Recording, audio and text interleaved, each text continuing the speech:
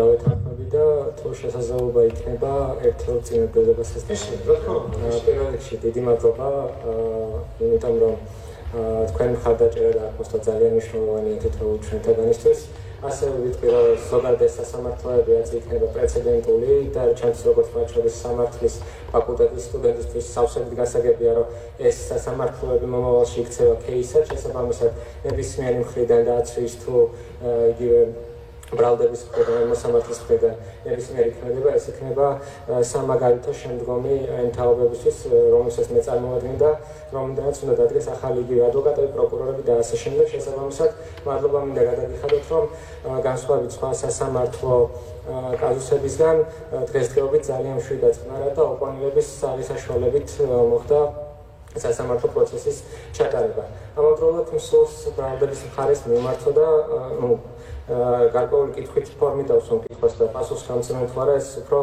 მათი სურვილი იქნება აი იყო ნახსენები რომ არ არის აუცილებელი ერთმანეთს იცნობენ აქ მსურს ერთმანეთს გაუსვა ხაზი მუხლი რომელსაც მე მედავებიან არის 225 მუხლი რაც გულისხმობს ძალადობრივი ჯგუფის ორგანიზებას რომელსაც მოყვება გარკვეული ზარალი ხო და კონკრეტულად ქვეთავი რომელთაც მედავებით ეს არის ძალადობრივი ჯგუფის ორგანიზება ზოგადად სიტყვა ჯგუფი მიუთითებს თავისი ვერბალური შინაარსით იმისკენ რომ არის რაღაცა ცენტრალიზებული და პლუს ამას როდესაც ნათქვამია რომ რაღაცა სჭირდება ორგანიზება, სადაც არის ნახსენები ორგანიზაცია შეუძლებელია რომ ამ ადამიანებში ამ ჯგუფში ორგანიზაციაში არსებული ელემენტები არ იყვნენ ერთმანეთთან იმდენად მჭიდროდ დაკავშირებული რომ მათ შორის კომუნიკაცია მინიმუმ ან ნაცნობობა არ არსებობდეს. ასე რომ თუ საუბარია იმაზე რომ ჩვენ ერთმანეთს არ უნდა ვიცნობდეთ, შეიძლება თქვენი მხრიდან არსებობდეს ბრალდება, რომ ჩვენ რაღაცა დავაშავეთ, მაგრამ თუ თქვენ იმას ამბობთ, რომ ჩვენ ერთმანეთს არ ვიცნობთ, მაშინ ეს დანაშაულები თქვენ ზოგადად ჯგუფის სახით კი არ უნდა გვედავებოდეთ, არამედ ინდივიდუალური სახე უნდა გქონდეს ამ შედავებას რა. რაც შეეხება ახლა შემდგომს. თუ ჩვენ ვსაუბრობთ ჯგუფზე, მაშინ მინიმუმ ფსიქოლოგიური განზრახვა უნდა არსებობდეს იმისი, რომ ჩვენ კოლექტიურად ერთად რაღაცა კონკრეტულ შედეგს მივახციოთ. ანუ ზოგადად ინდივიდუალიზაციის პრინციპი არსებობს, შეიძლება ერთი ადამიანისადმი ან ერთი ნივთისადმი ორ სხვადასხვა ადამიანს ჰქონდეს ერთნაირი განზრახვა ერთმანეთის დამოუკიდებლად და ერთმანეთს დამოუკიდებლად რაღაცას ჩადიოდნენ და რაღაცას აზიანებდნენ ან ვიღაცას აზიანებდნენ, ხო? ამას სასამართლო განიხილავს როგორც ორი ინდივიდუალურ საკითხს და არ შეიძლება ინდივიდუალიზმი გაიბლაროს და კოლექტიურად იქნეს ორივე ადამიანის ან რამდენიმე ადამიანის ქმედება განხილული. აქ არის ინდივიდუალიზაცია დაცული.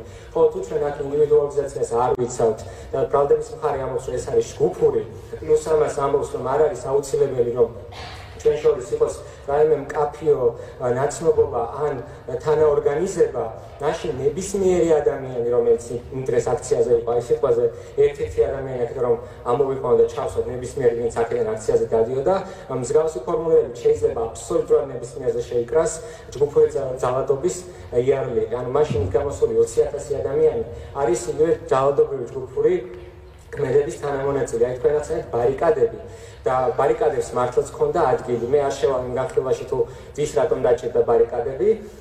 ჩემი ეს იყო თავდაცვის მიზნით, მაგრამ მოცემულობა არის რომ ბარიკადები აი გარკვეული პროტესტის გარკვეულ დროს, გარკვეულ ადგილას გაკეთდა. ამ ბარიკადების შექმნაში თუ ათასობით ადამიანი იღებდა თავის წვლილს, ხო, ის სიტყვაზე ერთმა მოიტანა ერთი აგური, მეორე აგური, მაგრამ მათ შორის არ არსებობდა შეთანხმებული, ორგანიზებული ხასიათის წინასწარ განზრახული ქმედება და ნარატივი, მაშინ ეს ადამიანები შეუძლებელია განხილული იყვნენ როგორც ერთი ძალადობრივი ჯგუფის წევრები. მაშინ თლიან აქციას უნდა გვედავებოდეთ ერთი და იგივეს და ამ შემთხვევაშიც კი ეს უნდა იყოს ინდივიდუალური ხასიათის, იმიტომ რომ თვითონვე ამბობთ, რომ არ არის აუცილებელი ერთმანეთს იცნობენ. ის გარეშე ჯგუფის არსებობა ცენტრალიზაციის გარეშე ფაქტობრივად შეუძლებელია. ან თვითონ მუხლი მოიაზრებს იმას, რომ მუხლს ხო გააჩნია თავისი ისტორიული მიზანი და აი რის წინააღმდეგაც არის მიდრეკილი. მაშინ აღარ იარსებებდა ჯგუფურის გაგება თუ ინდივიდუალიზაციის ბრალდებით შეგიძლია საერთო კონტექსტში მოიაზრო ადამიანი. იმიტომ არის ჯგუფური დარქმეული და იმიტომ არის იქ ორგანიზება ნახსენები, რომ ამ ადამიანებს უნდა ჰქონდეთ გარკვეული კომუნიკაცია და ერთმანეთში ორგანიზების საშუალება.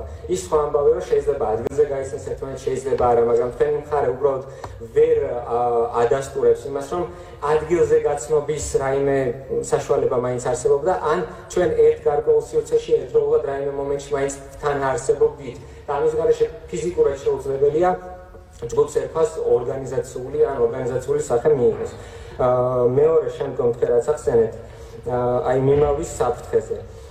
და აი ამ მიმავის საფრთხის ერთ-ერთ არგუმენტად მოიყვანეთ ის, რომ თვითონ სისხლის სამართლებრივი მუხლი არის მძიმე და ამ აი მძიმე სისხლის ალტერნატივა, რომელიც 6-9 წლამდე მოიაზრებს ჩემ შემთხვევაში და 4-6-მდე დანარჩენი ბრალდებულების შემთხვევაში არის მძიმე, რამაც შეიძლება გამოიწვიოს ადამიანში რაციონალური შიში, რომ მიიმავოს.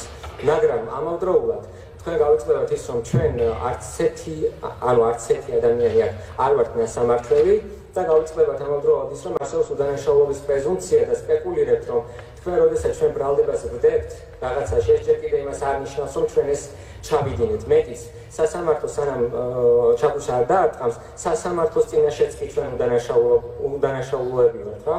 და თუ როდესაც ჩაგვს არ დაარტყამს, შემდგომ უკვე განვიხილავთ, რამდენად სამართლიანი იყო ეს და რამდენად არ იყო. შესაბამისად, როდესაც ამბობთ, რომ ჩვენ უსამართლობისკენ ვართ მიდრეკილი, ჩვენი ინდივიდუალური ბიოგრაფია ამაზე არანაირად არ მიუთითებს სისხლის სამართლის კუთხით. ჩვენ არ გვაქვს არც ერთი ბრალდება, არც ერთი დანაშაული და აი არც ერთი საჩივარიც კი არ არის ჩვენ სახელზე შესული.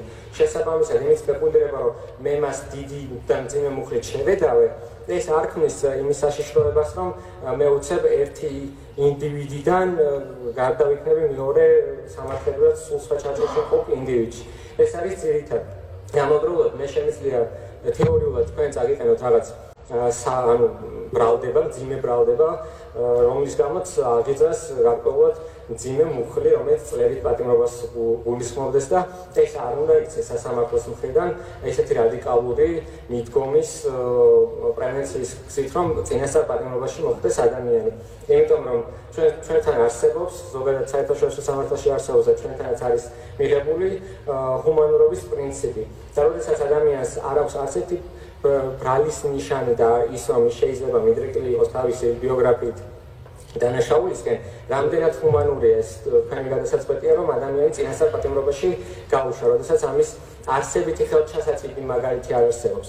გაქცევის საფუძველი, როდესაც ვსაუბრობთ, ჩვენ ერთი მაგალითიც არ მოგვეპოვება, რომ ჩვენ გავიქეცით, ან ადგილზე მოსულ პოლიციას წინააღმდეგობა გავუწიეთ, მას შემდგომ, როდესაც ამ პოლიციელმა გაგვაცნო, რომ აი მე თქვენ უნდა დაგაკავოთ 225 მუხლით.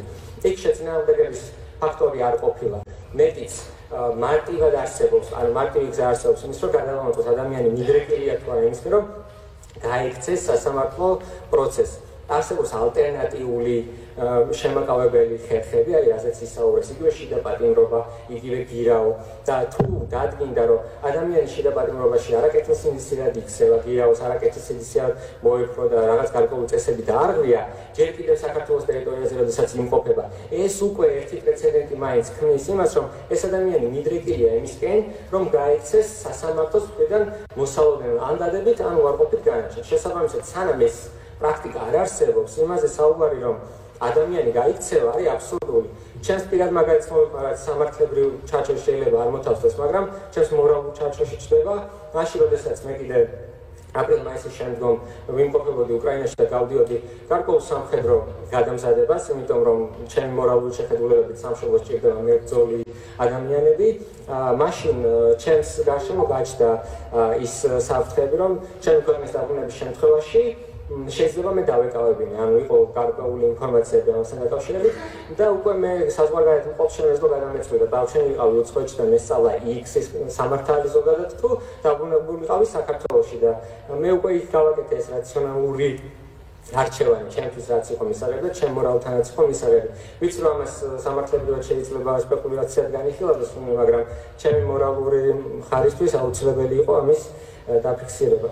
ეს იყო და თუ რაიმე სახით შეგიძლიათ რომ პასუხი გამცეთ აი განსაკუთრებით ამ სისხლის სამართლის მუხლის შინაარსზე თუ რისკენ არის მიმართული, მადლობელი ვიყავ.